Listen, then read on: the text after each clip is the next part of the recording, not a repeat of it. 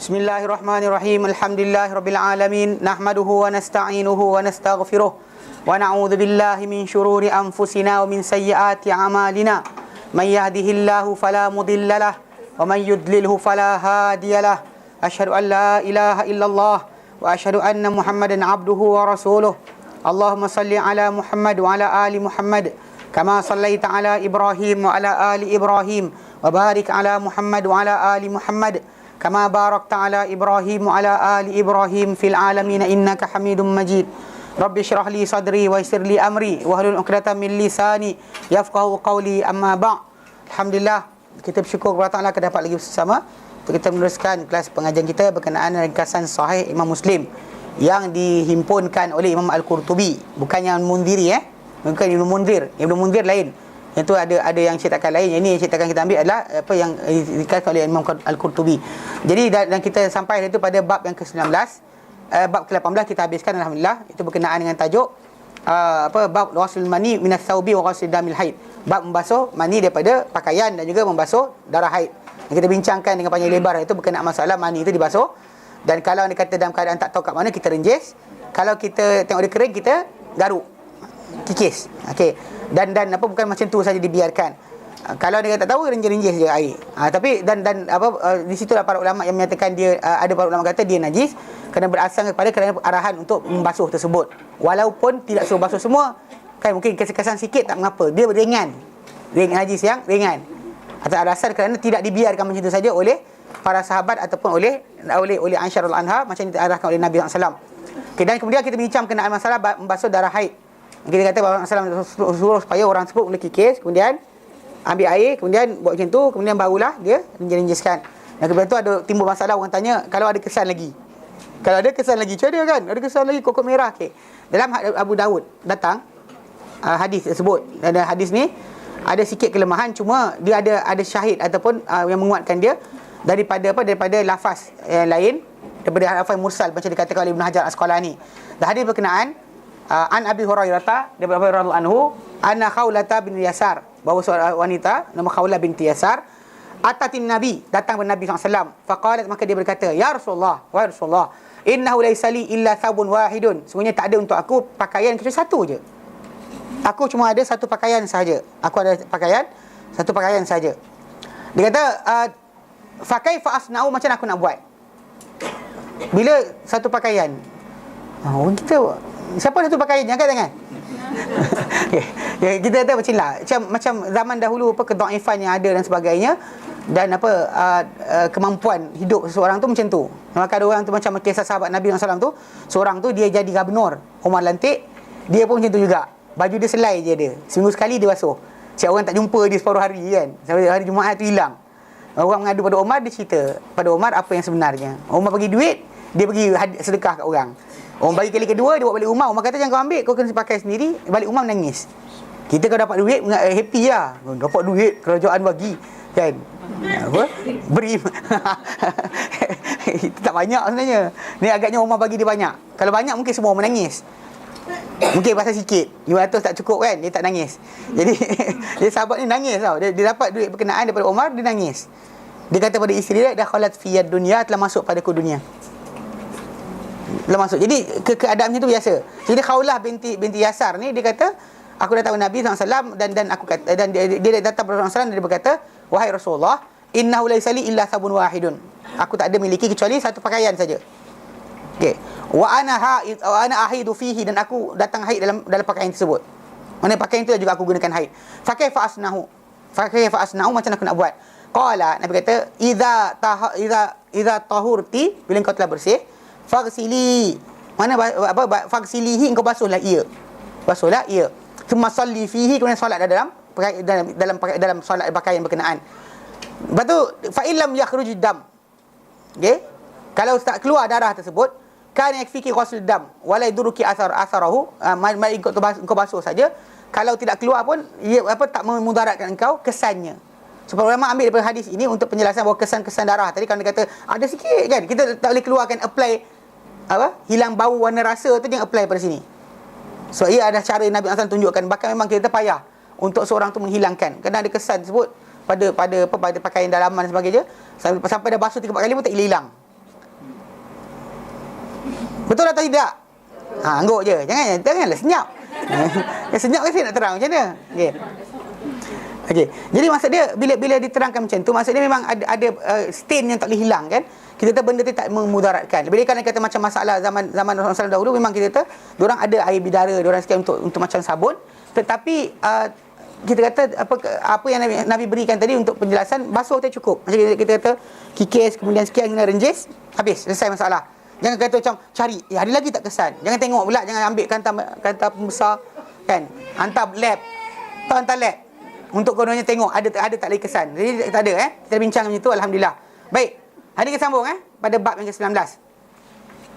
Bab at-tasi' asyar, bab fil istibra' minal bauli wat tasatturi wa ma yaqulu idza dakhala al-khala. Bab fil istibra' minal bauli.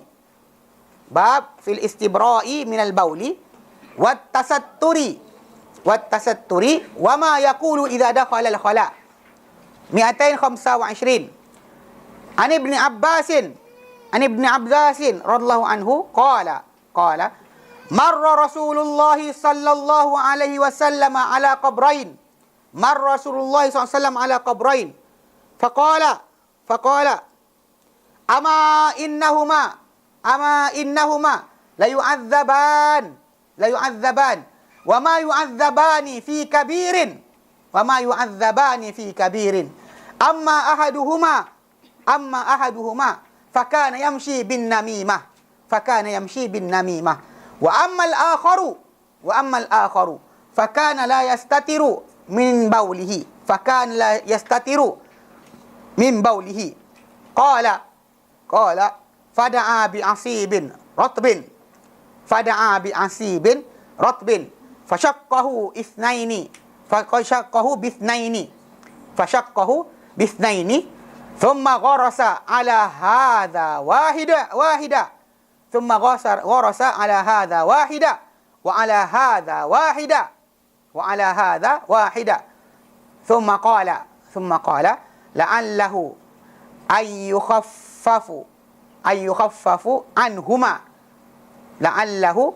يخفف عنهما ما لم ييبسا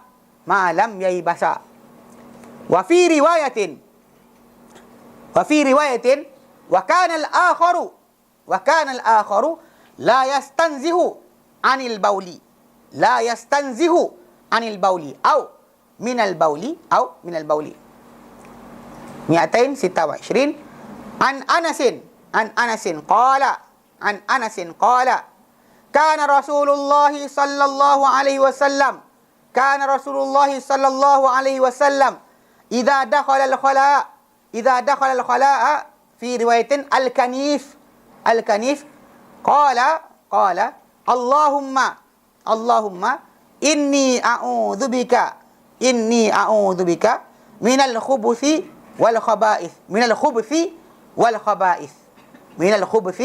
والخبائث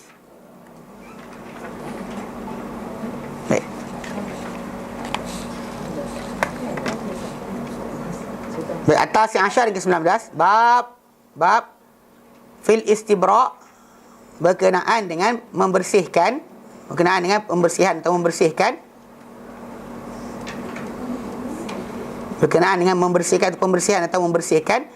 minal bauli daripada air kencing. Dia ciri baul ni dua. Kalau kata perbuatan boleh, air itu sendiri pun boleh. Air kencing itu sendiri panggil atau baul tadi, perbuatan membuang air kencing pun dipanggil sebagai baul. Pasal kata kerja dia bala yabulu baulan.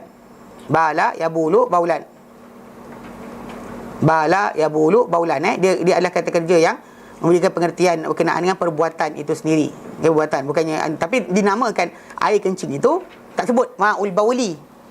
Tak panggil ma'ul, dia panggil baul juga. Tak ada ma'ul bauli. Jangan pandai-pandai lah.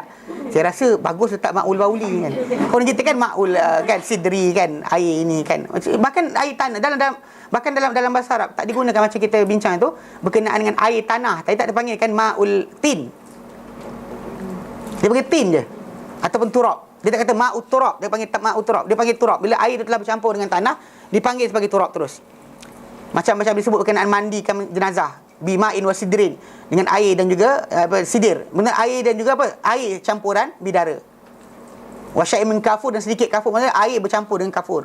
Bukannya maksud dia air, dia tak sebut air kafur, ma'u kafur. Faham tak? Dia istilah Arab dia lebih mudah macam tu. Bukan macam kita kena letak air apa kan. Jadi bila disebut baul tadi, dia dah merangkumi air kencing itu sendiri dan juga perbuatan kencing itu sendiri.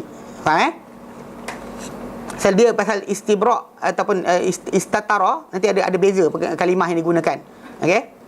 Pasal ada perkataan istibra', istatara tu macam berselindung. Istatara, tasattara ni berselindung ataupun menyorok. Okey? Istibra' ni membersihkan, istinzah bersuci. So dia ada 2-3 kalimah yang datang dalam hadis Nabi SAW berkenaan dengan tajuk ni. Okey. Jadi fil istibra' minal bauli berkenaan dengan istibra', membersihkan ataupun menyucikan. Okey. Minal bauli daripada air kencing. Tapi dalam tajuk yang kita baca, tasatturi. Istibra' minal bauli wat tasatturi, dan juga berselindung. Maksudnya ketika buang air tu sorok diri. Maksudnya duduk tasattara, maknanya berselindung, bukannya duduk depan orang. Kan happy je kan. Tu entahlah kat highway orang tak nampak ke, Allah Alam, saya tak pasti. Orang highway orang nampak je kan. Kan ada je happy macam saya kencing kan. Tak tahu kenapa. Kan soroklah diri tu. Kan Nabi SAW dahulu kalau dia kata macam bagi dia pergi ke tandas atau tempat buang air, dan dia akan masuk sampai orang tak nampak. Itu maksud dia, Jadi kita kata benda tu ada 3 perkataan yang akan kita bincangkan nanti lagi. Baik. Wa ma yaqulu idza dakhala al-khala', dan bila apakah yang dikatakan itu oleh seseorang idza dakhala al-khala', bila dia masuk tandas. Bila dia masuk tandas. Okey, bila masuk tandas. Ani Ibn Abbas, daripada Ibn Abbas radhiyallahu anhuma, qala, berkata Ibn Abbas, marra Rasulullah SAW ala qabraini.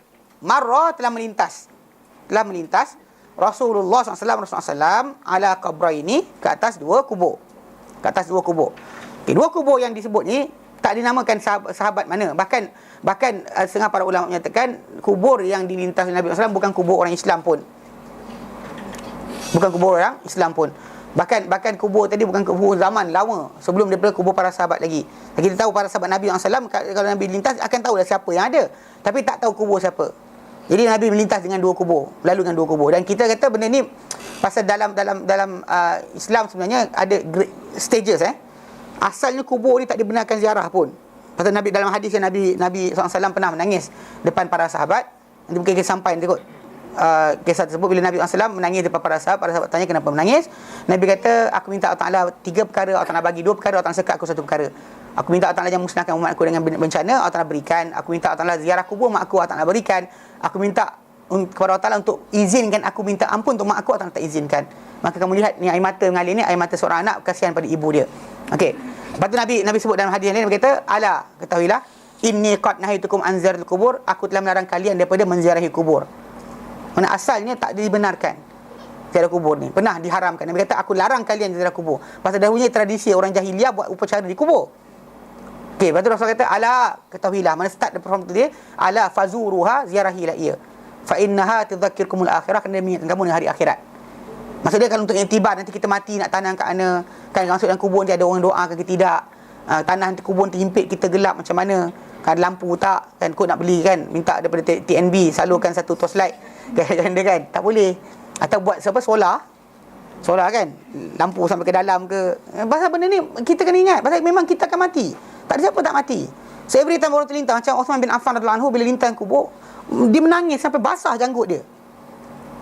Orang pelik, orang kata kau benda lain kau dengar kau tak nangis, yang ini kau tengok kubur kau nangis kenapa? Dia kata Rasulullah SAW menyatakan bahawa kubur inilah persinggahan pertama akhirat. Barang siapa selamat di sini, maka selamatlah di sana. Barang siapa sangkut di sini, akan sangkut di sana. So dia tengok tempat yang paling dekat. Dan tengok kat sana jauh lagi tak tahu benda jadi, on the way perjalanan entah diselamatkan ke, Allah Alam. Tapi yang ini the first stages, yang orang tu akan ada bersendirian, tak ada siapa akan menemankan dia. Sayyidina Uthman bin Affan menangis sampai basah janggut. Menangis, tengok kubur dia menangis. Tu beza dia yang cerita dia, tengok kubur nari pun ada. Kan? Allah alam, kan nyanyi kan, seronok. Sama kita suka nyanyi. Anyway, bila kita kata benda berkenaan para sahabat Nabi SAW, diorang memang kubur tadi untuk iktibar. Dan Nabi asal tak benarkan mereka ziarah kubur sebenarnya. Berdasar hadis berkenaan jelas bahawa Nabi kata ala inni qad nahaytukum an ziyaratil kubur, Bukankah aku dahulu larang kalian daripada ziarah kubur? Ala, ketahuilah, fazuruha, ziarahilah ia sekarang. Mana start from today, ziarah. Kerana ia mengingatkan hari akhirat. So Nabi SAW retract balik benda yang Nabi asal larang. Tapi bila kita faham itu, maksud dia perbuatan kita di sana pun restricted kepada amalan tertentu saja. Mendoakan orang kubur dan sebagainya, betul baliklah. Bukan duduk situ guling-guling kan, baca sekian doa kan cukup. Bahkan nanti ada hadis-hadis yang datang berkenaan baca Yasin di kubur tadi, semuanya hadis maudhu' ataupun dhaif, tak ada yang sahih pun. Orang kita suka kan, tapi bacalah apa kan. Dah tak ada baca dah. Doakan je keampunan untuk orang sebut. Tak ada benda boleh sampai. Memang para ulama bersepakat. Macam Ibn Taymiyah rahimahullah sendiri menyatakan bahawa dibaca Quran pada jenazah dia akan turunkan rahmat. Tapi kadar banyak mana bagi disebut, para sahabat tak suruh pun, tak nampak benda sebagai kebaikan, maka mereka tak buat. Maka kita tinggalkan. Kalau kata benda tu baik, para sahabat akan buat dulu. Dan bahkan kisah Ibn Umar radhiyallahu anhu, dia minta kalau ketika masukkan jenazah dia, baca 2-3 potongan ayat saja, bukan tiap hari orang datang bacakan Al-Quran kepada mereka. Faham tak? Jadi konsep dia. Jadi secara tak langsung itu asas. Kemudian bila begitu juga dengan masalah pengampunan untuk orang yang telah mati. Kalau dia kata asalnya memang kita kata sebelum datang Al-Quran melarang untuk minta ampun bagi orang yang telah mati. Para sahabat sendiri minta ampun untuk orang bapa-bapa dia yang kafir pun, musyrik pun, dia doa juga. Sehingga Allah Ta'ala nyatakan dalam surah At-Taubah 113, Allah Ta'ala nyatakan maka lin nabi walalladzina amanu, tak bolehlah untuk nabi dan orang beriman ayyastaghfiru, untuk minta ampun, lilladzina asyraku, untuk orang yang menyekutukan Allah Ta'ala, min ba'di ma tabayyana lahum, setelah nyata pada mereka annahum, orang yang mati tadi, min ashabil jahim. Stop situ. Sebelum turun ayat berkenaan, para sahabat sentiasa doakan bapak-bapak mereka kerana iktidak atau mencontohi perbuatan Ibrahim, doakan bapak dia. Tapi Allah Ta'ala jawab, Ibrahim berhenti juga mendoakan bapak dia setelah mana nyata bapak dia penghuni neraka. Ibrahim tak doakan dah. Tu ada beza ya. Jadi maksud dia, okey, jadi kisah yang kita bincang sekarang ni, Nabi melintas dengan kubur, 2 kubur, dan Nabi kata Nabi sebut, Nabi pun kata, faqala, bagi dia bersabda, amma innahuma, adapun ketahuilah, adapun sesungguhnya, innahuma, sesungguhnya kedua-dua ni, innahuma, kedua mereka ni, la yu'adzaban, benar-benar sedang diazab. Benar-benar sedang diazab. Wa ma yu'adzabani fi kabir, tidak mereka diazab pada sesuatu yang besar. Pada yang besar. Okey, maksudnya indakum, ai indakum, di sisi kalian. Mana benda tu kalian mungkin nampak kecil je. Dan hadis riwayat datang wa innahu lakabir, dan Sahih Bukhari datang wa innahu lakabir, ia memang besar. Dan di Sahih Bukhari ada sambungan bila berkata wa ma yu'adzabani fi kabir wa innahu lakabir. Dan riwayat Bukhari ada tambahan. Dia kata ia memang besar. Pasal kecil di mata kita nampak so insignificant. Tak ada benda pun. Benda biasa. Kan kecil tak masuk. So, kan? Bukan saya kata benda tu perbuatan amal Islam. Maksud dia orang tu nampak kecil. So insignificant. Asal Allah tak nak hukum kita kerana naik kencing? Itu hak Allah Ta'ala. Allah tak nak hukum, asal kita nak persoalkan? Saya kita kata kerana di antara perkara yang Allah Ta'ala letakkan, dia bukan benda yang kita suka hati boleh kita kata gunakan akal untuk iakan atau tidakkan. So kalau Allah kata nak hukum dengan benda tersebut, Allah tak nak hukum. Macam sombong kan, sombong. Nampak kecil, tapi benda tu adalah benda paling besar, menyebabkan kekufuran yang berterusan. Bahkan kesalahan pertama dibawa oleh iblis dalam syurga adalah sombong. Kita kata sombong, mungkin sombong tapi dia bersedekah. Mungkin dia sombong tapi dia baca Quran. Mungkin dia sombong tapi dia banyak tolong anak orang miskin. Mungkin orang tu dia nak timbang sombong tadi dengan perbuatan tadi. Sekarang Nabi kata la yadkhulul jannah man kana fi qalbihi mithqala dzarratin min kibr. Takkan masuk syurga orang dalam hati ada sebesar zarah, sebesar macam saya tepuk meja ni kan, keluar debu tu kan, abu tu, air besar tu. Zarrah ni ada meaning dia banyak kan. Antara meaning dia yang terbang tu, itu bagi zarrah. Bukan ni atom. Orang kita suka terjemah pelik-pelik. Atom ni terjemahan baru. Kalau tidak, Imam Nawawi tu imam nuklear, tahu? Pasal kumbulah Nawawiyah, Nawa tu nuklear kan, nuklear. Jadi Imam Nawawi imam nuklear.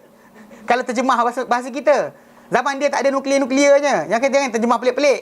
Zaman Nabi dulu zarrah tadi, atau orang Arab zaman dulu kenal zarrah tadi dengan itu, habuk yang terbang tadi, ataupun semut merah yang kecil. Mithqala dzarratin, benda kecil di mata mereka, kecil halus je kan, tenyih-tenyih pun tak kisah. Kan ada macam kalau jengking lintas tepuk, mana ada kan? Itu besar. Kalau dia kata lemut kan macam, faham tak? Kita macam ada pun, dia dekat kat baju kita macam tu je. Cuba labah-labah besar, ada macam, mana ada melompat guling-guling dulu kan, tolong saya kan. Pasal dia ada beza. Maksud dia benda tu so insignificant, tak ada beri kesan. So jadi macam gitu je. Itu dibayangkan, maksud dia kecil. Kecil macam itu terjemahan yang kena jaga. Jadi bila Nabi kata wa innahu lakabir, dia benar-benar benda tu memang besar. Di mata mereka kecil. Jadi bila Nabi kata macam contoh macam kes yang kibr tadi kan. Nabi kata sebesar zarah pun sombong tak boleh masuk syurga. Sombong perangai lah. Sombong tu Nabi terangkan. Nabi terangkan dia adalah batarul haqqi wa ghamtun nas, menentang kebenaran. Tahu dah benar. Contoh macam sekarang ni kan, bila ustaz yang gatal miang tu kan, dia tipu berkenaan dengan hadis. So hadis dia tipu, confirm tipu. Jangan cari alasan lain. Kata okey saya salah, saya telah menyebarkan hadis palsu. Stop situ. Jangan macam saya memanglah sekian, tapi matlamat saya dan maksud saya, dia nak pusing juga. Jangan gatal lah dia panggil. Kan pasal batarul haq. Dah salah kata salah. Saya silap, minta maaf. Angkat tangan, minta maaf. Sudah. Kan jelaskan balik. Pasal di antara syarat orang-orang yang kita kata yang tersilap tadi adalah taba wa aslaha. Taubat dan elokkan balik amal. Sudahlah. Kenapa nak degil juga?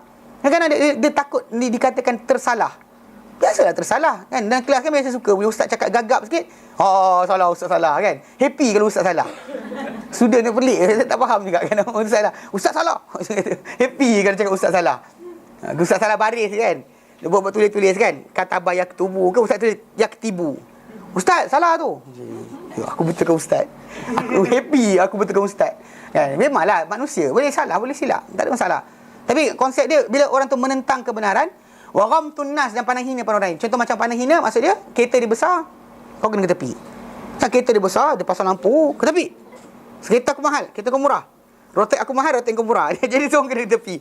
Itu ghamtun nas lah. Bahkan kadang-kadang dirasakan privilege kerana dia ada, kereta dia besar, orang kena dengar cakap dia. Lagi masalah.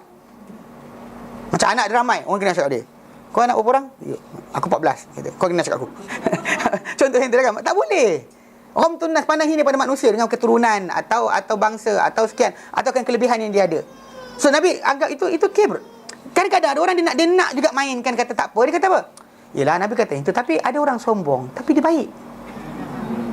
Betul tak?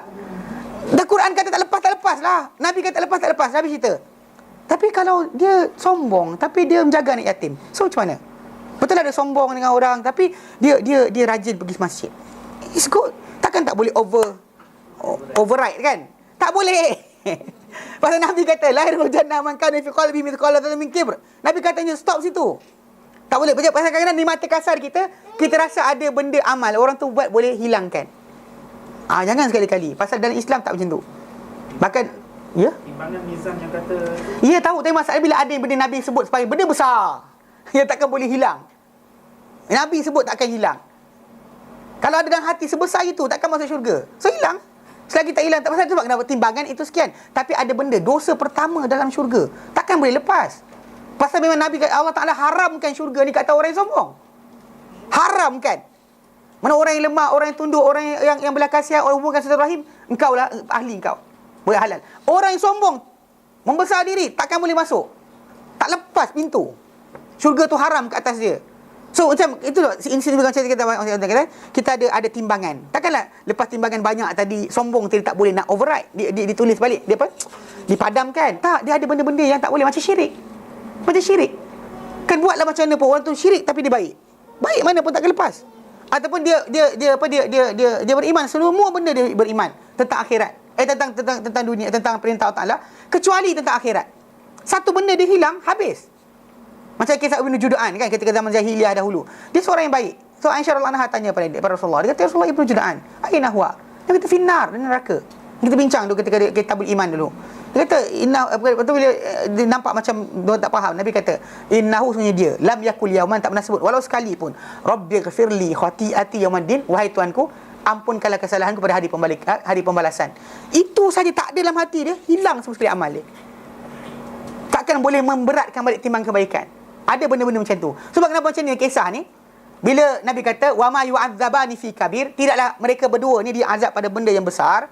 Maksud dia di sisi kalian. Kalian rasa tak besar. Kan rasa macam kan. Macam tu macam berjalan dengan apa yang dikatakan apa benda diorang buat kan. Diorang rasa benda tu kecil, tapi benda tu adalah besar. Okey. Maksud dia wa innahu lakabir, tapi dia besar. Itu Allah Taala. Dan Sahih Bukhari datang dengan tambahan.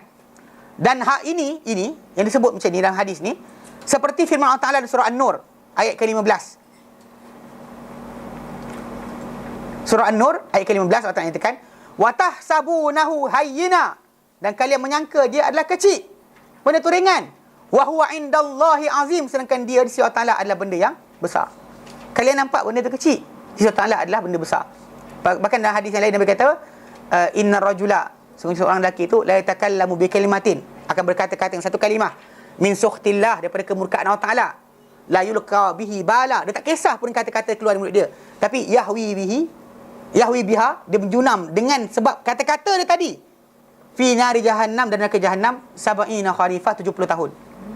Just because one word. Sebab kenapa kita kadang kita nampak insignificant, jaga-jaga, sebab ada benda yang kita kata tak significant. Ada kecil je lah, setakat air apa centur je kat kepala dia. Apa? Kan orang tu macam apa? Kan dia kan orang kan. Kan atau kan dia muka kat muka pun. Lah tekat ejek je gitu kan. Takkan salah kot. Diri kita tak ada masalah, tapi kita pasal kerana disorokkan daripada kita apakah benda tersebut. Pasal Nabi kata seseorang lelaki itu, bukan lelaki, perempuan sama. Ni boleh perempuan dengar, ni lelaki je ustaz, perempuan tak kena. Perempuan lagi banyak bab ni. Ingat la yatakallamu bi kalimatin, pasti akan berkata-kata dengan satu kalimah, min sukhtillah, daripada kemurkaan Allah Taala. La yulqi bihi bala, dia tak tengok, tak berikan sebarang perhatian pada kata-kata dia tadi. Tapi yahwi biha, dia menjunam dengan sebab kata-kata berkenaan. Fi nari jahannam, neraka jahannam tadi, sab'ina kharifah, 70 tahun. Ni tak boleh jatuhkan ni remote. Ni apa? 0.03 saat. Macam gaban tukar baju. 0.05 saat kan. Kawan saya jahat. Dia lawak sikit. Dia badan dia besar. Lebih kurang macam saya kot. Atau saya kecil sikit dari dia, Allah alam. Tapi kalau duduk sebelah, orang kata saya besar dari dia. Ketika dia sekolah dekat tengah tu, kawan-kawan dia buat lawak, tapi dia kata yang buat lawak tu kerana bulat juga, dia tak kisah. Kalau yang buat lawak tu orang besar, orang kurus, rasa kena ajang je. Jadi dia kata apa? Kawan dia kata kan zaman tu cerita gaban. Kan? Bila gaban telah menukar bajunya 0.05 saat. Kan? Baju gaban. Kan itu hantar baju gaban kan. Lepas tu kan kawan saya kata, kalau dia kata kawan dia kata pada dia, kawan saya kata kawan dia cakap apa? Kalau dia kata minta baju baju gaban akan dihantar lewat sebab tak ada saiz. Saya tak cukup. Nanti dia buat lawak itulah. Ini kata. Jadi kalau orang yang bulat buat lawak tak apa. Dia kata tak marah sebab apa? Kawan dia bulat juga. Kalau yang kurus cakap, dia kata masalah, dia kata. Okey. Pasal dia cinta, kita kata kalimah yang kita tak kisah sangat. Kan kalimah yang insignificant kadang. Kita tak rasa apa benda pun. Tapi masalah sekali yang ni jatuh dia nak macam tu. Bayangkan 70 tahun tak sampai ke dasar. Dan kita tahu bahawa ahli neraka saiz dia besar. Saiz ahli neraka sebatang gigi dia besar Bukit Uhud. Macam ahli syurga saiz Adam, ahli neraka berganda lagi besar. Pasal siksaan neraka terlampau dahsyat, tak boleh kalau saiz kita ni masuk hancur. Tak dan tahan lama. Jadi sekarang ni pasal besar tadi supaya lama pembakaran tadi. Pasal api neraka berkali ganda lebih panas daripada api dunia. Sebab itu sebatang gigi ahli neraka besar Bukit Uhud. Okey. Ahli syurga saiz Adam 60 hasta. Tak ada besar Bukit Uhud. 60 hasta tengok kelapa. Paling simple orang kata tengok kelapa. Saya tak bilang kan berapa meter. Okey. Kaki 60 kaki atau okey. Entah nanti kira sendiri. Okey. Anyway cerita dia balik pada asal ya. Maksud dia bayangkan dengan saiz macam tu, junam ke dalam neraka 70 tahun. Tak sampai-sampai lagi. Dengan hanya satu kalimah. So kenapa kita kata kita rasa kecil? Jangan main-main. Pasal ada benda kita rasa kecil. Alah, kecil je. Tak, ada benda kecil betul. Contoh macam kisah seorang lelaki jumpa Nabi SAW. Kan dia mengadu dia telah terkena ciuman seorang wanita. Ada perempuan cium dia. Tapi dia rasa bila aku jumpa Rasulullah SAW. Rasulullah diam, kemudian tiba-tiba kata aqimis salata, dirikan solat kan. Lilu syamsi ila qasir lail wa Quran faj. Apa dia kata apa? Wa tafrinan wa rizqan min lail. Apa dia kata innal hasanat yudhhibna sayiat. Kebaikan itu menghilangkan keburukan. Nabi kata suruh solat, suruh dia buat ibadat lain banyak untuk menampal balik kesalahan yang dia buat. Lepas tu dia kata Rasulullah ini untuk aku saja ke? Nabi kata tak, untuk semua umatku. Maksud dia setiap kali buat kesalahan banyakkanlah buat ibadat. Itu boleh, ada benda-benda macam tu. Tapi ada benda-benda yang macam dalam hadis Nabi ni, dia berat sangat sampaikan tak ada nilai. Kalau dia buat macam mana pun takkan lepas. Ada kebaikan pun akan sangkut. So Nabi kata, Macam dalam Al-Quran Allah nyatakan wa tahsabunahu hayyina, kamu nyangka dia adalah ringan, wa huwa indallahi azim, sedangkan dia di sisi Allah adalah besar. Macam tu macam juga hadis ni dia kata dia di sisi kamu adalah kecil. Okey. Dia kata amma ahaduhuma, adapun salah seorang daripada mereka dua yang kena azab ni, fakana yamshi bin namimah, dia dahulu berjalan dengan namimah. Namimah ni namma yanummu, maksud dia namma mengembangkan, membesarkan. Dan biasanya namma ni maksud dia bila orang tu dia sebarkan, contoh macam permusuhan. Orang ni gaduh dengan orang ni, dia kata kau tahu dia cakap apa engkau. Lepas tu bila dia berjumpa orang tu, orang sana, kau tahu dia cakap apa engkau. Engkau tahu dia cakap apa engkau. Dia, kalau orang Melayu kita mengadu domba ataupun melaga kambing. Sebenarnya domba tu kambing. Kan domba. Ayolah, mengadu laga kambing. Dibayangkan macam tu. Istilah Melayu mengadu domba ataupun melagakan manusia. Mindah-mindah kata-kata lah. Benda ni kalau kita perhatikan zaman kita sekarang ni, paling bahaya berlaku bila pelajar-pelajar agama. Paling banyak saya lihat pelajar agama sendiri jumpa syekh ni, tanya soalan, pergi sana ni bantai syekh ni. Jumpa syekh ni soalan, ambil bantai syekh ni. Dia kerja dia suruh pindah-pindah. Dalam Facebook ada, dalam yang lain pun ada. Ini adalah benda paling tak senonoh. Dan bahkan di antara benda melayakkan untuk seorang itu mendapat siksaan kubur. Yang siksaan neraka tak tahu lagi benda. Siksaan kubur ni ada start dah, daripada kubur dah kena. Kalau ikut daripada kata-kata Uthman bin Affan radhiyallahu anhu, start sini kena, sampai sana lagi teruk. Sebab ini adalah persinggahan pertama akhirat. Pasal benda perbuatan ni persinggahan pertama akhirat. Bukan sampai akhirat lagi. Dan bahkan di alam barzakh, siksaan yang kena tidak ada pada roh kita dalam bentuk diperlihatkan dan sebagainya. Dia bukan secara fizikal. Kadang-kadang zahir pada badan. Contoh macam wangi lah, busuk lah, terbakar dan sebagainya, zahir. Macam kita manusia ni bila tidur kan, kadang-kadang tak bergerak, badan kat situ je. Dan tiba mimpi kahwin, basah. Ataupun nampak hantu, nampak rimau kejar. Duduk kat situ dengan aircon, tiba-tiba badan berpeluh-peluh, keluar-keluar. Takutnya kan. Sebenarnya tak gerak pun kat situ je badan dia. Tapi berpeluh-peluh. Bila lari? Tak lari, tapi kat situlah. Ataupun ngigau ceramah. Ini masalah kan, ngigau ceramah. Tangan lagi. Ini kata-kata orang cakap lah. Kadang-kadang ustaz tidur dia tak tahu pun dia ceramah ke tidak, dan tidur. Anyway, bahkan kalau siapa nak tahu orang tu pandai cakap bahasa Arab ke tidak, tengok dia ngigau bahasa Arab tak. Serius. Kalau ngigau bahasa Arab, dia cepat cakap bahasa Arab. Dia akan pandai bahasa Arab kalau dia kata dia mengigau bahasa Arab. Bahkan tu dia akan jadi mother tongue tau. Pasal macam Ahmad Didat dia kata, bila orang bising kan berkenaan tajuk dia berdebat kan, dia pasal dia nak persoalkan masalah, you English people, dia kata, I also English people. Dia kata my mother tongue is English because I dream in English and I swear in English. Pasal dia kan maki orang pakai bahasa Inggeris. Damn you kan dia kata. Dia maki pakai bahasa Inggeris, okey. Mimpi bahasa Inggeris juga. Maka your mother tongue is that. Jangan tapi janganlah poyo sangat kan. Kalau kita kan betul-betul duduk London kan, what kan, cakap what masalah juga. Jangan terlampau sangatlah kan, tahan sikit kan. Ada dalam Malaysia, tahan sikit. Jangan bunyi London sangat. Ini masalah dia. Tapi anyway, maksud dia kalau orang tu dalam mimpi, mana sedar. Dia kena kejar, badan tak kena kejar, tapi keluar kat mulut. Oi, jerit kan dia, tolong kan. Kan panas, badan basah, sedangkan badan tak bergerak pun. Tapi peluh tu keluar. Sebab apa? Jadi Ibn Taymiyah kata macam inilah. Bila connection di antara jasad kita dengan roh kita kan, ketika mimpi atau ketika mana kita masuk alam barzah nanti, dia akan masih ada connection macam tu. Dan bahkan kadang-kadang zahir pada jasad, apa kena pada roh. Zahir pada jasad, apa kena pada roh. Macam kadang-kadang macam kes kubur kan.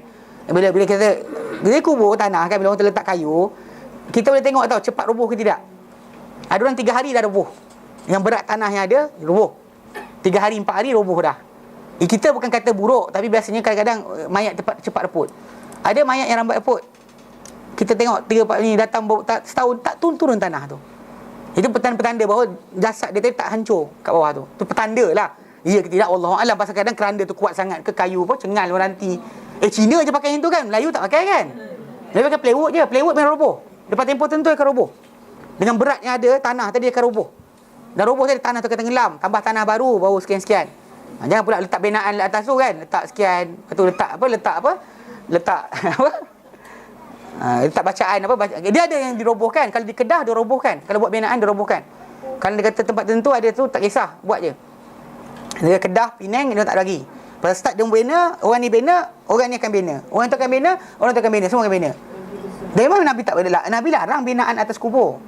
Cuma di kalangan ada sesetengah orang kerana berpegang pendapat sesetengah orang yang mengaku mazhab Syafi'i kata kalau tanah persendirian tak apa.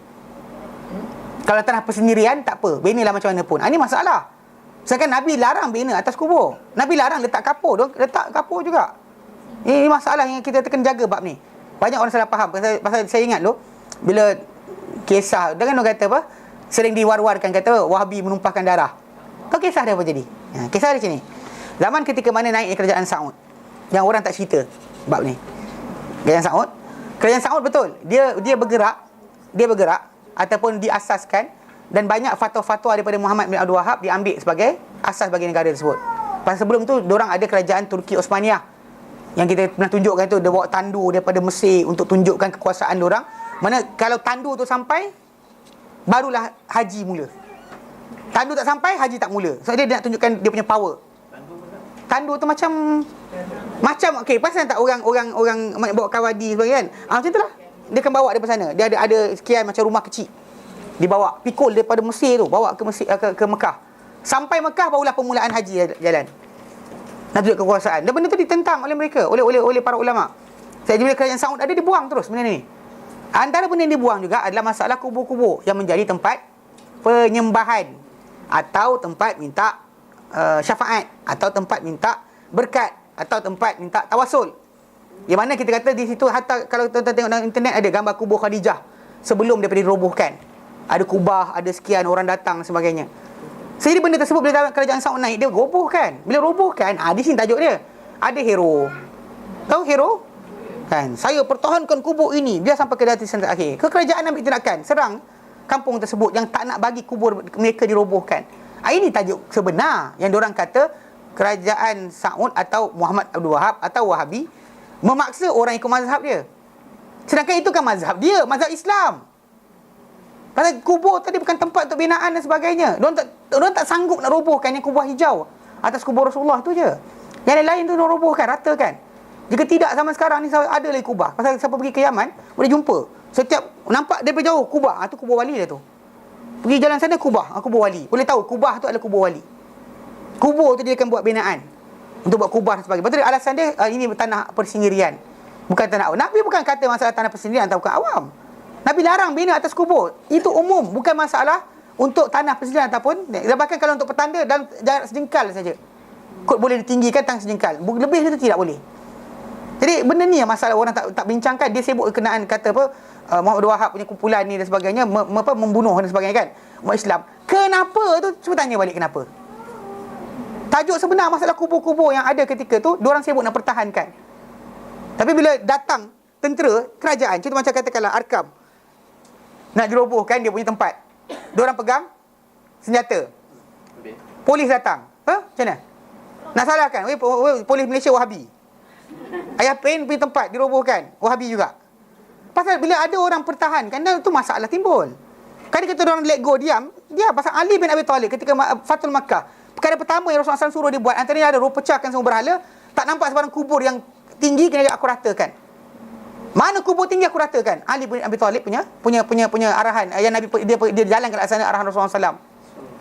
So, jadi perbuatan mereka ni mempermainkan. Memang saya tak salahkan. Memang ada masalah mazhab, masalah fiqh ada bercanggahan sedikit. Contoh masalah kunut dan sebagainya, masalah sekian. Tapi yang besar ni kata darah tadi bukan masalah kunut. Tak ada orang di tanah Arab dahulu diserang kerana buat kunut subuh. Tak adanya. Tak ada sebab buat sekian-sekian. Bahkan tahlil tak wujud kat sana. Tahlil wujud kat tempat kita je. Faham tak? Jadi secara asalnya kumpulan sufi tu dia nak bina binaan-binaan tadi ke atas kubur. Alasan dia kerana tanah persendirian. Bukan masalah tanah persendirian. Dan dia adalah hak kerajaan untuk menetapkan bahawa tak boleh. Dan sekarang ni kita buat macam di Kedah dan juga di Penang. Tak diwartakan, senyap. Kenapa senyap? Di Kedah try lah buat, letak rehal apa? Yang macam kepuk. Kalau ada kepuk di ladang. Kepuk Saya masalah juga kepuk. Dia kata macam telah kayu. Sebenarnya benda tu tak nak bagi tanah turun. Anyway, tapi bila seorang tu buat, yang ini akan buat, yang tu akan buat. Awak punya apa? Granit. Saya punya marmar. Saya punya sekian. Saya punya bukan. Saya batu daripada India. Pasal dia semua orang akan ada idea masing-masing. So, jadi di Kedah dan juga di Penang, dia tak bagi. Tapi perasan tak? Tak diwar-war. Sebab tak war-war? Tak tahu cerita kan? Kalau letak benda tu, dia pecah kan? Diarahkan oleh Jabatan Agama Islam untuk pecahkan. So, Wahabi kah mereka? Ni masalah kena jaga. So, orang kita ni, dia sibuk. Yang peliknya bila orang yang laksanakan benda ni, dia orang berguru dengan orang yang di negeri mereka, di Yaman, buat binaan atau kubur. Ini masalah pelik juga. Saya tak faham. Ni ada gambar ni. Sekejap.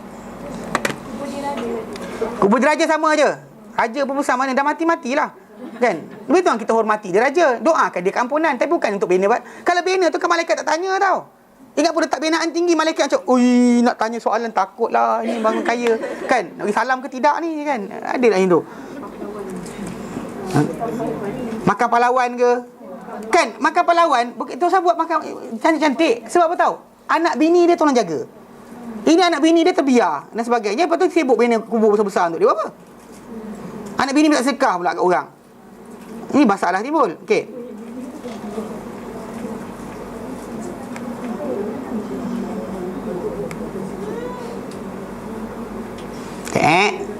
Al-Yaman.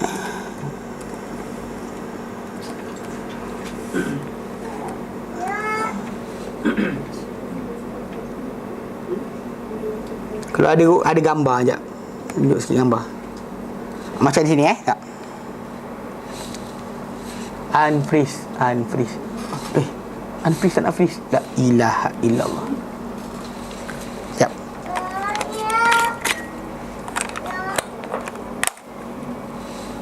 Okey. Ni.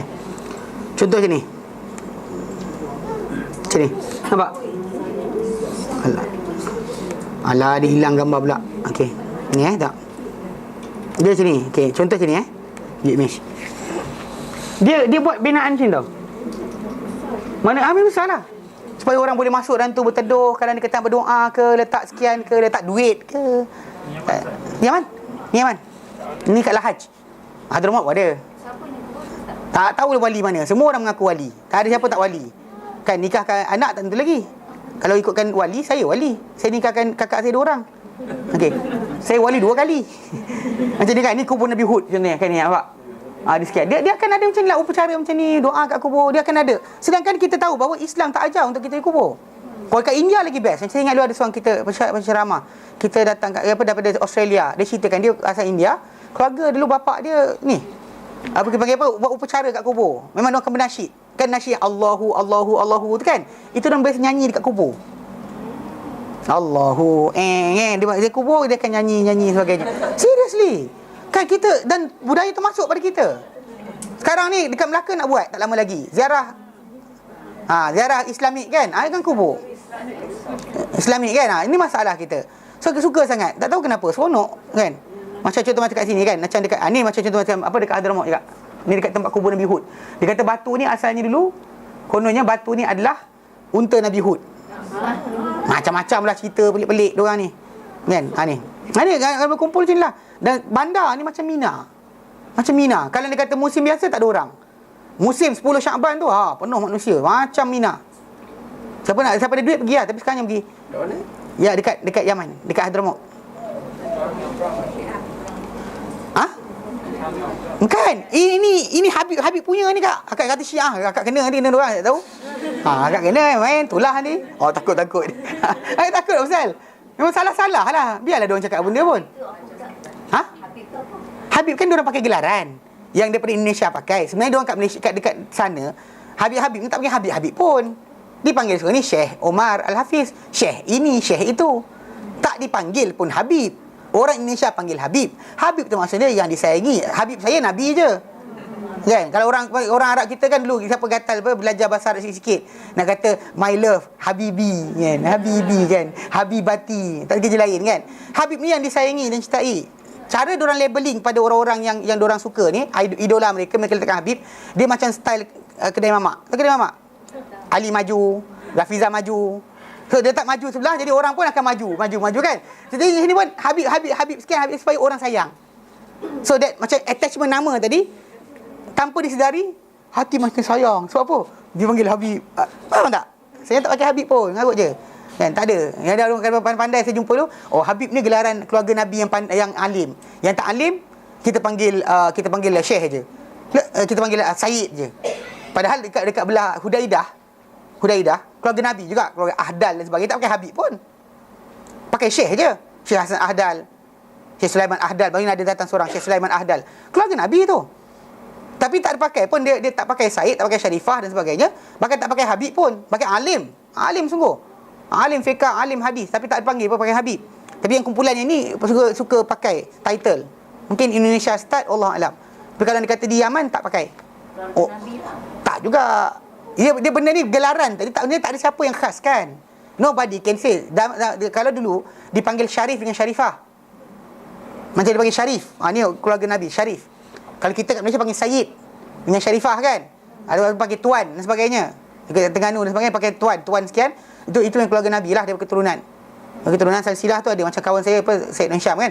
Dia keluarga tu memang bapak dia punya nama ada dalam silsilah. Dia nak sambung, tunjukkan saja surat beranak dia, dia akan sambung pula nama dia, anak dia dan sebagainya. Itu cara mereka susun. Memang baguslah. Dan bahkan penting untuk menjaga benda ni sebab apa tau? Sebab nak elakkan jangan bagi zakat pada mereka. Mereka tak makan zakat. Haram makan zakat. Dengan sebab itu bila kita jaga keturunan tadi supaya kita jangan bagi zakat pada mereka. Bahkan kalau nak bagi hadiah, tak apa. Hadiah is okay. You want to give something to them, jangan kata ini sedekah. Diorang tak boleh makan. Ada zakat. Harta zakat tak boleh makan, sedekah tak boleh makan. Sedekah pun tak boleh. Yang bolehkan makan sedekah untuk keluarga Nabi ni hanyalah Ibnu Taimiyah dan seorang lagi Al-Jallal daripada ulama mazhab Hadawiyah, Syiah Hadawiyah, Zaidiyah Hadawiyah. Dia saja menyatakan boleh. Adapun dua ulama saja. Seorang daripada Hambali, seorang daripada sekian. Lain kata haram.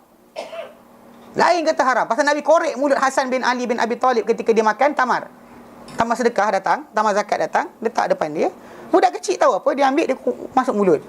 Nabi tangkap, Nabi keh. Kalau kita, kesian lah budak tu kempunan, habislah kan tak besar kan. Kalau kita umat Islam, kita Melayu, kita kan ada kan kempunan, ya Allah budak tu kan tahu apa pun. Nabi korek tekak dia. Nabi kata keh. Nabi suruh dia buang balik. Nabi kata, Nabi cakap dengan dia lah, kau tak tahu ke ini haram untuk keluarga Muhammad? Nabi cakap pada dia macam tu. Nabi larang dia, menunjukkan bahawa bahayanya benda berkenaan untuk masuk. Jadi penjagaan nama Said Syarifah tadi penting untuk tajuk supaya jangan sampai terbagi zakat. Setakat mana Ustaz? Sampai generation ke berapa? Sampai ke berapa generation pun. Selagi mana tak layak. Pasal diorang makan daripada sebenarnya khumus. Bahkan kerajaan kena khusus untuk mereka ni hadiah. Macam zaman lepas wafatnya Rasulullah SAW, dulu macam-macam apa Hasan Hussein dan sebagainya kan, anak keluarga Rasulullah, semua para khalifah bagi harta banyak-banyak. Bagi hadiah banyak ni, bagi hadiah 100,000 dirham, 100,000 dirham dan sebagainya tahunan. Hasan dan Hussein, cucu Rasulullah SAW, sering jumpa Muawiyah bin Abi Sufyan untuk menerima hadiah pada hari raya. Ini yang kita kata kenapa macam Syekh Osman Khamis. Osman Khamis dia kata apa? Osman Khamis dia kata takkanlah Muawiyah maki bapak dia, bapak Hasan Hussein, tiba-tiba Hasan Hussein datang kutip duit daripada Muawiyah. Takkan kot. Kenapa gilanya orang yang kau maki bapak aku, okey ni duit upah untuk kau. Seriously? Takkanlah macam tu. Pasal diorang datang jumpa, menerima hadiah dan sebagainya. Hatta isteri Nabi selepas wafatnya Rasulullah SAW berterusan diberikan harta oleh para sahabat. Bagi harta sebagainya. Jangan sampai mereka kena minta-minta. Jaga mereka macam yang kita sayang Rasulullah SAW. Jaga masalah kehidupan mereka. Tetapi apa kata-kata mereka belum tentu betul. Betul lah kan? Pasal mereka ni mungkin ada alim, ada jahil. Ada yang berilmu, ada kurang berilmu. Ada yang pandai, ada yang kurang pandai. Biasalah. Dan dengan sebab itu kita bukan jadikan mereka rujukan agama. Kita jadikan mereka ni tempat kita menghubungkan cinta kita dengan Rasulullah. Dengan cara apa? Cukupkan keperluan mereka. Jangan sampai mereka minta-minta. Tapi mereka mengajar bukan-bukan, kita stop. Jangan follow. Tapi takkan keluarga Rasulullah tak salah. Memang boleh salah. Kau tidak masukkan Abu Jahal keluarga Rasulullah juga. Masuk neraka. Abu Lahab keluarga Rasulullah. Masuk neraka. Abu Talib, bapa saudara Nabi yang sayang Nabi, pertahankan Nabi SAW, tapi duduk syurga yang paling ringan. So maksudnya keturunan tadi kita jaga supaya jangan sampai kita terbagi sedekah. Jadi kalau orang nama Syahid itu tak boleh bagi zakat. Tak boleh bagi zakat. Tak boleh bagi zakat. Niatkan hadiah. Bagi hadiah. Hadiah tak apa. Hadiah bagi hadiah. Kan tanggung dia punya elektrik dan sebagainya atas nama hadiah sayang Rasulullah, tanggung elektrik rumah Said. Datuk Tuan Said kan. Kita sekarang Said ni kan. Cakap dengan dia, Tuan Said. Kalau Tuan Said punya elektrik bil kat mana? Bagi saya bayar. Tak ada hal. Atas alasan kerana apa? Kerana kita nak hubungkan kita dengan Rasulullah. Ini kisah ni, perbuatan ni hatta Imam Ahmad bin Hanbal. Ahmad bin Hanbal Imam Ahmad bin Hanbal ketika mana dia kena tangkap dulu. Diseksa oleh khalifah daripada Bani Abbasiyah, yang keluarga Abbas bin Abdul Muttalib. Abbasiyah tu keluarga Abbas lah, yang keluarga Nabi lah. Jadi bila datang anak-anak murid Imam Ahmad bin Hanbal, dia kata apa? Wahai Imam, dia kata, doakanlah, engkau punya doa makbul. Diorang tahu Imam Ahmad doa makbul.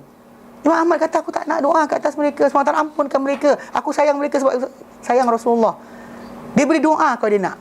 Tak ada doa ke kemusnahan ke atas pemimpin yang jahat macam tu, yang dia kena pukul kan, hampir 10 tahun dia kena masuk penjara tau. Sabarnya dia dikata semua tak ampunkan mereka dan sebagainya. Dan aku nak supaya aku layan mereka dengan baik walaupun mereka layan aku dengan buruk, supaya aku dapat hubungan dengan Rasulullah SAW.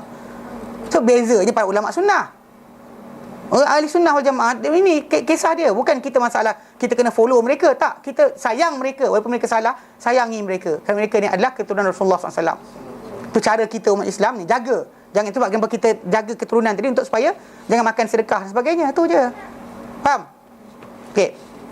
Dia macam kubur-kubur macam ni kan, kita tahu, walaupun kita tahu yang buat kat sini Habib sini pun kita salah lah. Tapi dia nak keperluan, dia ada masalah duit, tolong, tak ada masalah. Dia nak tolong kita, kata dia kereta dia rosak, kita tolong tolak, tak ada hal. Buat benda-benda baik untuk mereka. Jangan sampai mereka terpaksa minta-minta pada orang. Itu khas, confirm Jadi dengan sebab itu kita kata masalah apa kita bagi kubur tadi. Memang Nabi ziarah kubur tu, Nabi kata dulu mereka ni sedang diazab. Mereka tak diazab dengan benda besar, tapi memang benda tu besar sebenarnya insya-Allah Taala. Seorang ni jalan dengan namimah. Namimah kita kata panggil apa? Mengadu domba.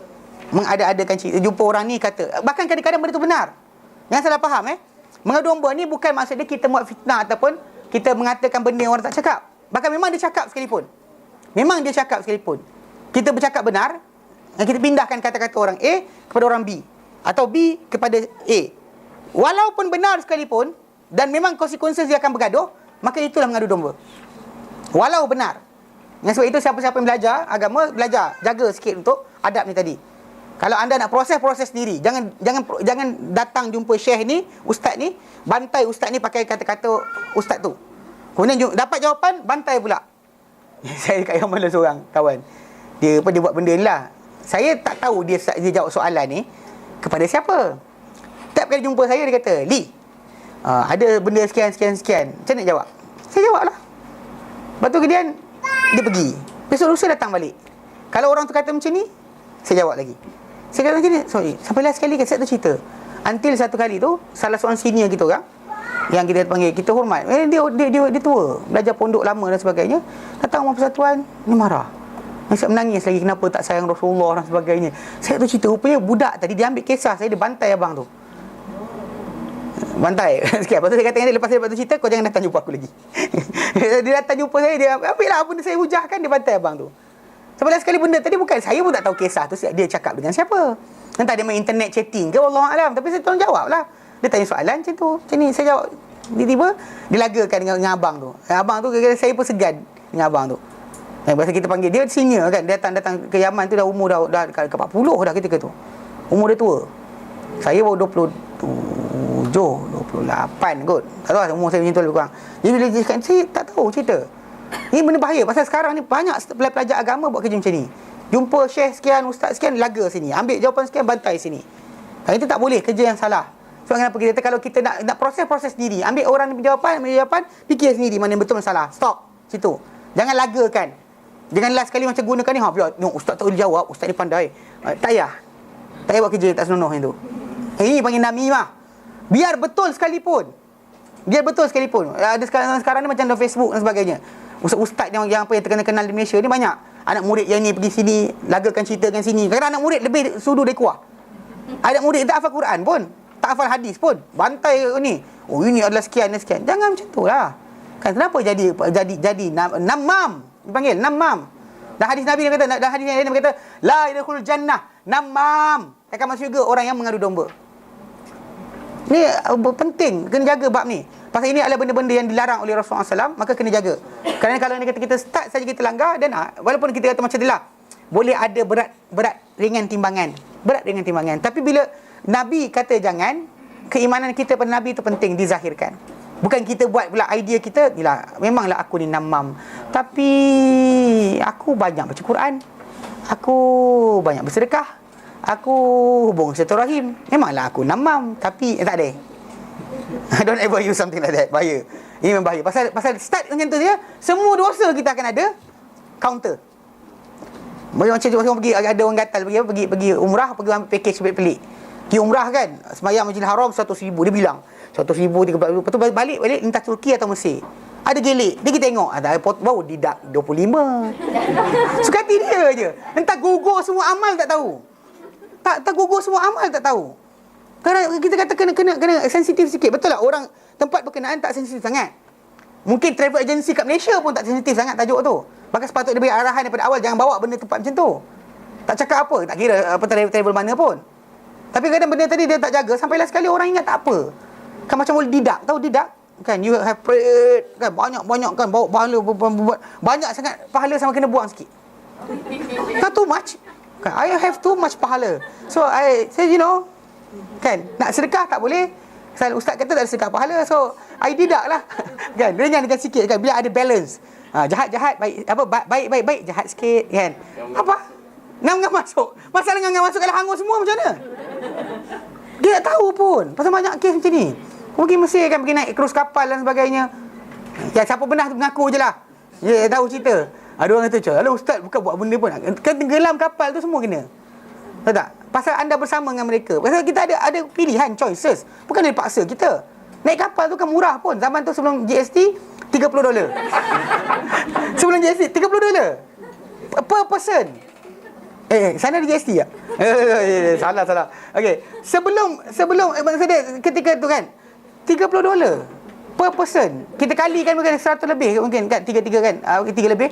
100 lebih per person. Makan melantak, kemudian tengok orang bergelik. Saya tak tahu cerita, saya tak tahu. Saya tak pernah naik. Tapi kawan-kawan saya cerita macam tu cerita dia. So bila pergi umrah sekali tu, keluarga pak mentua pergi sekian keluarga pak mentua dan sebagainya. Jadi bila kes dia, kita orang kuat pasal kita orang 9 orang. Semua kumpulan ada 27. So kami 1/3 daripada semua sekali. So bila apa benda keputusan, kalau kita cakap apa, dia orang cakap kan dia nak lawan bayar. Jadi sampai jadi kes. Bekas orang tabung haji pun ada jadi mutawifah. Kau tahu mutawifah? Kan? Perempuan lah. Mutawifah kan. Mukminin mukminah. Mutawifah kan. Jadi dia bawa kan ketika nak pergi tu, saya dah pegang. Saya kata kalau dia cakap sekian, kawan aku kata sekian. So dia kalau krus kapal mesti ada gilik. Dia tak cakap apa, dia orang kata krus kapal. Saya diam, tak cakap apa. Sehinggalah bila dia kata hari nak naik tu, we kan Mamat tu dengan bangga sebut kita ada food, ada sekian and belly dancer. Dia cakap yang tu. Saya kata dengan pak mentua saya, tak usah pergi. Dia kata tak pergi. 9 orang ni. Kan, tak usah pergi saya kata. Lepas tu saya sekian. Saya kata, stop. Pasal kadang orang ingat bahawa pahala tadi boleh didak. Boleh didak. Pasal naik sikit, dia tak ada sebut belly dancer. Tak usah naik dah, udah. Tahu dah akan ada macam tu. Tak ada macam tutup mata je makan kan. Memanglah kan. Macam tu ada orang kata pasal masalahnya yang apa mutawifah tu kata dengan saya apa? Ala ustaz dia kata. Saya masalah dia orang kenal ustaz masalah. Atau pergi-pergi tak pakai rupiah pun sekian tiba-tiba ada orang kenal. Ini ustaz kan dia kata. Pergi ke baca doa pergi tak pergi. Pergi baca doa lah kan. Sedang pun dah tahu ustaz. Tak tahu ustaz kita happy. Paling best kalau pergi umrah tu orang tak kenal ustaz. Memang best. Tak ada masalah. Kena tahu ustaz. Allahu Akbar. Kejadian duduk sekian. Ustaz, tadi saya sekian-sekian. Sah ke tidak? Ustaz sekian. Kadang saja saya pergi kan. Kalau dia kata pergi tu, saya saja pakai baju yang tak menunjukkan saya ustaz. Dengan kepala botak, pakai t-shirt, pakai seluar seteng. Untuk dia kawasan makan, melantak, tak tahu je. Tapi ada orang kenal, ustaz. Ustaz, soalan. Saya cakap, okay, tak apalah, layan juga lah. Okay, walaupun orang sebenarnya ada mutawif sendiri. Gatal tanya juga saya. Tapi bila pergi, kan dia cakap yang tu, dia kata apa? Alah ustaz, dia kata, tutup bila mata, dia kata. Kan tutup bila mata, dia cakap yang tu. Saya pun cakap apa? Besok nak pergi ziarah kubur Rasulullah. Hari ni pergi tengok gelik. Tenggelam kapal pun tahu. Saya kata yang tu, saya kata kuat. Semua tak jadi pergi. Kecuali 4 orang degil. Ada 4 orang degil. 4 orang degil tu nak pergi kan? Nak pergi ya. Tapi yang lain duduk kat hotel, kita makan lah. Makanan ada. Ya. Kalau nyanyiannya sama je, tinggalkan je. Ngagut nak pergi ziarah kubur Rasulullah, nak pergi beramal ibadat. Pergi lepak ke dengan macam tu. Buat apa? Kan roboh kelab malam tu ke? Roboh pentas kan atau macam tu. Tak ada kerja lain ke? Kan nak berhibur, tak payah sekian-sekian. Dalam handphone pun boleh hibur. Depan Masjidil Haram boleh buka. Kan? Raja Lawak. Betul tak? Kau nak berhibur sangat. Tak ada benda pun. Kita tak ada kerja lain ke? Kita dah pergi nak pergi ibadat. Totally buat ibadat. Dan jangan fikir ada didak atau tidak. Dia nak 5, alah ni tolak 5, goyang-goyang 13 kali sikit. Mana siapa kata banyak tu? Pasal kadang-kadang kita rasakan benda tu sikit, tapi Allah Ta'ala tolak habis. Bimbang tolak habis, tahu tak? Pasal kita rasa benda tu alah sikit je. Jangan cakap macam tu. Pasal kita tak ada benda yang kita boleh timbangkan. Pasal bila macam Osman kata, ini persinggahan pertama. Kan persinggahan pertama dia kena bantai. Takkanlah bangun-bangun nanti malaikat kata, okey dah kena hari tu kan? Oh, it's okay. Come.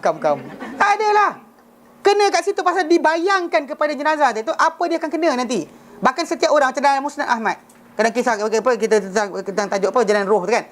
Memang dia akan nampak tempat mana yang akan mati, akan masuk syurga. Nampak pintu lubang, dibuka satu lubang ke syurga. Datang wangian syurga, dia nampak tempat di mana sampai dia kata ya Allah cepatkanlah kiamat. Ya Allah cepatkanlah kiamat.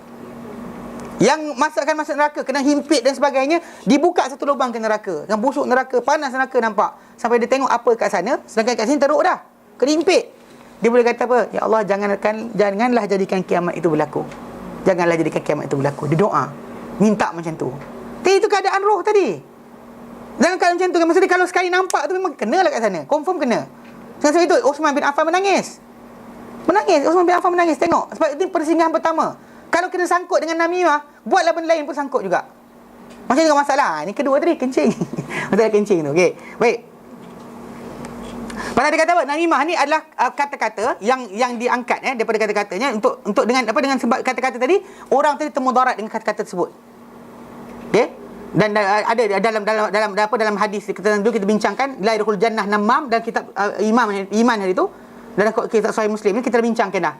Ya la yadkhul jannah namam, takkan masuk syurga orang yang mengadu domba, melagi-lagikan semua lain. Okey. Wa amal akharu, ada seorang lagi. Fakana la yastatiru minal bauli, maka dia tidak berselindung. Okey? Berselindung minal bauli, daripada kencing. Maksudnya tidak menjadikan di antara dia dengan kencing tadi halangan yang dia boleh berjaga dengannya. Contoh macam dia pastikan kencing ni tak terkena pada dia. Elakkanlah macam dia kayu ke apa. Jadi dia main kencing je tanpa mengindahkan ke mana dia kencing, kena badan dia ke tidak, dia tak sikit pun jaga. Macam mana dikatakan dalam hadis yang lain yang jelaskan apa? La yastanzih minal baul, maksudnya dia tak menjauh daripada air kencing tadi. Mana kencing dan tak kisah kencing tu kena ke tidak. Misalnya tanpa sekian. Macam cerita Mak Saleh kan. Ngapa khabar baik. Sekian. Dia tak kisah benda. Dia kencing dan dia rasa tak ada masalah. Sedangkan dalam Islam ni anda kena jaga. Kalau boleh jangan sampai terkena. Maksudnya berjaga-jaga daripada kencing tadi. Sama ada yang tak basuh tu satu. Yang ini yang tak ada menjauhkan diri daripada kencing tadi. Dan ini menunjukkan bahawa yang sedikit daripada kencing tadi dan daripada seluruh najis dan banyaknya adalah sama. Sikit ke banyak adalah sama. Dan ni adalah mazhab Malik dan juga seluruhan para fuqaha. Dan mereka tidak meringankan sedikit pun itu kecuali pada yang sedikit daripada darah, selain daripada darah haid khususnya. Kalau sikit kan, macam darah nyamuk ke besar bulatan macam tu kan, ni tak apa. Lain dia kata tak boleh. Hatta darah haid ada sikit pun tak boleh. Macam kita ada perbuatan kesan tak ada, kita dah basuh, hilang tajuk lain. Tapi masalah kita kata tak basuh, biarkan. Alah kecil je, dia solat, it's okay. Tak, kena basuh juga. Walaupun tak hilang tajuk lain. Tak hilang kesan dia tajuk lain. Pasal Nabi ajar kita suruh kikis, kemudian ambil air, genye-genye, kemudian rinjis. Perbuatan itu dah cukup. Tapi masalah tak buat langsung, tindakan, alah sikit je, satu line nak. Walau sikit. Imam Malik kata tak boleh. Mazhab Malik kata tak boleh. Okey? Dan bercanggahan para ulama itu mazhab Syafi'i berkenaan kadar yang sedikit tadi. Okey, ada yang kata bahawa ia adalah kadar dirham. Daripada dirham baghli. Dirham baghli ni dia adalah dirham Farsi yang dilukis padanya gambar bagal. Bagal zaman dulu lah, bagal tu bagal. Bukan mule. Mule pasal donkey. Donkey dengan kuda. Dapat mule. Kan salah sebut kan masalah. Saya bukan bahasa Inggeris. Okey. Maksud dia bincang macam ni. Pasal perbuatan dia statir dia tak ada selindung, tak ada berjaga-jaga. Dia tak kisah kencing je. Macam tu Dan maksud dia ada yang kata macam tu. Besar macam tu lah. Macam tu. Ada yang kata besar ni. Sini. Benar ada yang kata macam ada yang kata besar ni, besar kuku ni. Okey, dan Abu Hanifah kata dirham ni setiap najis diampunkan. Mana Abu Hanifah kata najis banyak mana asal besar ni tak apa. Air kencing besar ni pun tak apa. Abu Hanifah, okey. Tapi kalau kita tahu yang jumhur lebih tepatlah menjadikan bahawa kalau anda kata benda-benda macam darah tadi, pasal sahabat, ada kisah para sahabat berjaga darah, luka dan mereka semayang, tak ada masalah. Dia kata macam-macam air kencing dan najis yang lain tak boleh, tak boleh. Dia kata pasal kerana dikiaskan dengan daripada dua yang keluar daripada dua lubang, dia kata. Dan berkata As-Sawri, mereka dahulu meringankan pada yang sedikit daripada air kencing dan meringankan orang Kufah seperti adalah kepala jarum ni kepala banyak tu. Okey, tapi kita kata dalam konteks ini tu kata masalah berjaga-jaga mesti. Masalah terkena tadi kita ada tajuk lain. Masalah terkena tadi bahkan ada datang riwayat datang ambil air rinjis-rinjiskan supaya kita jangan was-was. Mana takut kita was-was air kencing ke tidak, ambil air lain sebelum tengok, lepas dah bersihkan rinjis-rinjis macam tu. So that kita ini air apa? Jangan terfikir macam tu. Ambil air rinjiskan supaya kita ada timbul tajuk masalah was-was. Ini cara kita buat yang tu. Tapi lah kalau orang pakai seluar yang cerah color, nampak lah kan. Jadi kalau lelaki lah, perempuan tak ada kencing macam ni. Okey, kalau kencing macam ni masalah juga. Okey. Dan apa dia kata apa? Dan padanya dalil bahawa penghilangan najis adalah wajib. Mana air kena bersihkan. Najis tu kena bersihkan. Pasal Nabi kata apa? Nabi kata dalam hadis yang lain. Nabi hadis yang lain, okey. Dalam hadis 552. Nabi kata istanzihu minal bauli. Dan kita baca di tu. Istanzihu minal bauli. Membersihkanlah, bersucilah kalian daripada kencing, daripada air kencing. Fa inna amata azabil qabri minhu, kerana umum azab kubur berlaku daripadanya. Daripada air kencing tadi. Dan telah membayangkan Imam Syafi'i rahimahullah berkenaan lafaz baul tadi pada umum, maka dia berpegang kepada apa? Kepada kenajisan semua air kencing. Dan sekalipun kencing tadi daripada apa yang dimakan dagingnya. Ini pasal ada timbul tajuk perbahasan berkenaan dengan tajuk air kencing, contohnya binatang kita makan daging.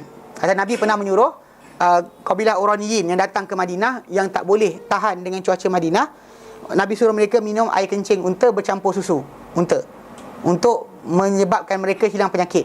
Tapi kumpulan ni tadi pula, lepas mereka sihat, mereka pergi bunuh penjaga unta Rasulullah yang bawa lari unta Rasulullah SAW. Maka Rasulullah hantar para sahabat kejar, dan kemudian mereka telah dihukum dengan hukum perompak. Itu ditangkap mereka, disalib mereka, dan juga dipotong secara tangan bersilang. So mereka dibiarkan mati macam tu. Faham So ni ada hukum perompak lain, tajuk lain. Jadi secara asalnya mereka ni telah buat benda tersebut. Jadi kerana mereka buat macam tu lah, ada setengah para ulama yang mengatakan kencing itu tetap najis, tak kira binatang kita makan ke tidak. Telah mengatakan kumpulan mereka ni bahawa Nabi bagi mereka minum air kencing tadi sebab mereka ni jahat. Yelah, dia orang macam overthinking lah, nak bagi alasan untuk kata najis juga. Tapi sebenarnya Nabi takkan bagi minum benda yang kotor pada para sahabat ataupun pada orang yang dijumpa. Takkan Nabi buat benda tu. Nabi tak pernah balas buruk kepada orang yang datang pada baginda. Lebih lagi tak buat lagi jahat pun. Belum lagi buat kejahatan. Pasal ketika dia datang tu tengah sakit. So Nabi SAW suruh mereka minum air kencing unta bersampur dengan susu. Maksud dia bukan saja minum, gogok air kencing saja, tuan-tuan sekalian, ini air kencing unta, marilah minum. Tak ada dibuat macam tu. Dicampurkan dengan air, dengan susu unta. Dan benda tersebut untuk kalau ada masalah sakit. Bukannya saja-saja minum dan kata sunnah. Orang kita ni masalah pasal benda tadi. Umar tak minum, Abu Bakar tak minum, Osman tak minum, Ali tak minum. Balik pada asal, tak? Nabi suruh untuk mereka saja yang sakit. Tak sakit tak payahlah. Tapi kita kan Nabi suruh minum. Ini adalah penawar. Kak, bang, kan? Tak faham ke? Kan benda tadi Nabi suruh mereka minum untuk mereka saja. Pasal sakit yang mereka ada. Mana sakit? Dia sakit perut. Sakit perut macam buang air macam tu. Dia tak boleh ni. Tak boleh apa. Jadi apa, memang cuaca Madinah ni sebagian orang tak tahan, dia sakit dan sampai mati pun ada. Kan ada kisah bunuh diri kan, yang bunuh diri dalam kisah apa dalam Kitabul Iman itu. Yang kita bincangkan berkenaan Abu Tufail. Kan ada cerita berkenaan dengan apa, salah seorang teman dia datang sekali hijrah, tak tahan dengan penyakit, bunuh diri, kelar lengan. Lepas tu dia mimpi jumpa kawan tersebut, dan kawan tu dia kata tengok kawan tu elok. Kata apa Tuhan buat? Dia kata Tuhan layan aku baik kerana beri layan kebaik kepada aku kerana hijrah aku kepada Rasulnya. Tapi asal tangan kau kan masih lagi sekian. Dia kata Allah Ta'ala kata pada aku, kami takkan baiki benda yang kerosakkan dengan diri kau sendiri. Lepas tu bila dia cerita pada Nabi, ni tajuk dia. Bila dia mimpi tak jadi apa lagi, jumpa Nabi clarify, baru jadi tajuk lain. Dia clarify dengan Nabi, dia kata Rasulullah kisah-kisah sekian. Nabi pun doa, Allahumma wali yadaihi, dan bagi dua tangannya. Bukan wali walidaihi, wali yadaihi, dan bagi dua tangannya faghfir, ampunkanlah juga. Nabi doa macam tu. Saya pasal kerana hijrah dia tadi, ini yang dalil bahawa orang yang mati bunuh diri tak semuanya akan masuk neraka straight. Faham tak? Yang macam mati longkok sikit pasal kena semayangkan juga tau. Dia mati bunuh diri macam ini mati kafir ni, biar anjing gigit. Tak, kena mandikan, kafankan, semayangkan. Cuma pemerintah tak mungkin tak ikut serta. Bagi orang-orang yang ada masalah macam sekian, pemerintah boleh tidak hadir semayangkan. Untuk menjadi supaya jangan sampai jadi ikutan orang yang tak layak macam tu, semua orang penuh-penuh. Mana ada orang akan uruskan, keluarga dia akan uruskan, siapa akan uruskan silakan, tapi tidak akan diikuti oleh pemerintah, para ulama elakkan solat untuk orang macam tu. Macam perbuatan Huzaifah bin Yaman. Dia tak solat ke atas jenazah orang munafik. Umar nak tengok, Umar follow dia. Faham tak? Umar follow, Umar tengok. Kalau Huzaifah semayang, dia semayang. Huzaifah tak semayang, dia tak semayangkan. Menunjukkan berkenaan dengan tajuk masalah boleh dielakkan. Tapi pengurusan jenazah berjalan. Bukan dibiarkan orang tu, ini mati bunuh diri, biarkan anjing gigit. Gantung, biarkan dia mati. Tak boleh. Diuruskan, mandikan, kafankan, semayangkan. Tanam. Yang sebab itu kita kata macam konsep jadi bila kisah ni dalam kisah tersebut kan. Maksud dia mati bunuh diri tadi ada peringkat yang kita kata mungkin diampunkan Allah Taala. Masih lagi boleh ada diampunkan. Kita kata mati tak semayang tajuk lain. Mati tak semayang kan. Wallahu a'lam kita. Okey. Jadi maksud dia bila perbuatan Nabi suruh diorang minum air tadi, air kencing unta campur susu unta untuk sihatkan badan mereka. Itu saja Nabi suruh mereka buat. Tapi mereka lepas tu mereka sihat, mereka pergi bunuh penjaga unta Rasulullah dan curi unta Rasulullah, unta sedekah, unta zakat.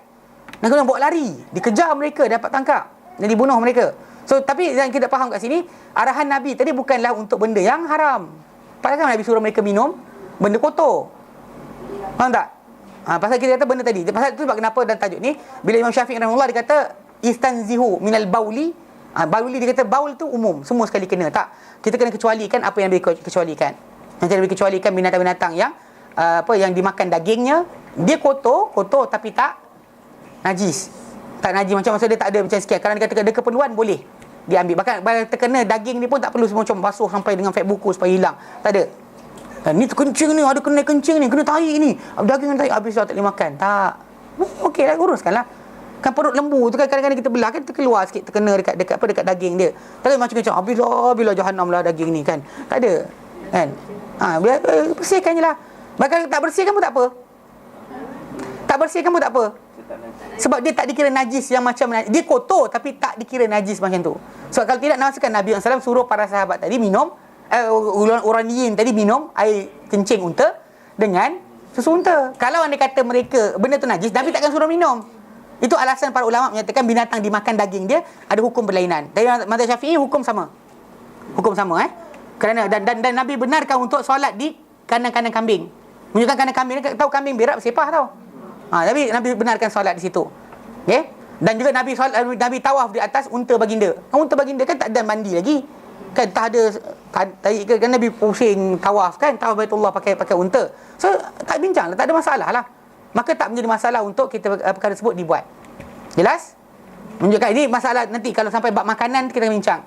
Berkenaan binatang yang dimakan dagingnya, hukum berkenaan dengan najis dia dipercanggahkan.